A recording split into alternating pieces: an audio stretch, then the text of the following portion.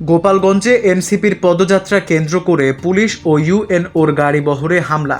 বিস্তারিত দেখুন অগ্রযাত্রা ডেস্ক রিপোর্টে।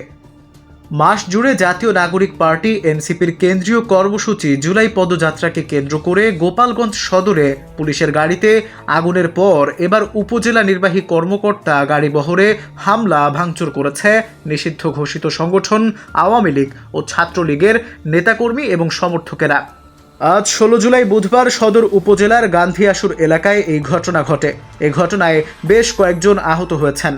বিষয়টি নিশ্চিত করেছে গোপালগঞ্জ সদর উপজেলা নির্বাহী কর্মকর্তা এম রকিবুল হাসান। ওসি বলেন, জাতীয় নাগরিক পার্টির মাস জুড়ে জুলাই পদযাত্রার অংশ হিসেবে আজ গোপালগঞ্জ শহরের পৌর পার্কে পদযাত্রার কথা রয়েছে তাদের। সেখানে কেন্দ্রীয় নেতৃবৃন্দের আগমনের কথা রয়েছে।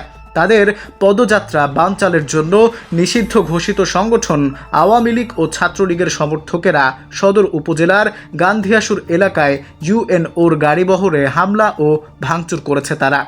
এর আগে গোপালগঞ্জ সদরে পুলিশের গাড়িতে আগুন দেয় নিষিদ্ধ ঘোষিত সংগঠন ছাত্রলীগের নেতাকর্মীরা। বুধবার সকালে সদর উপজেলার উলপুর এলাকায় এই ঘটনা ঘটে।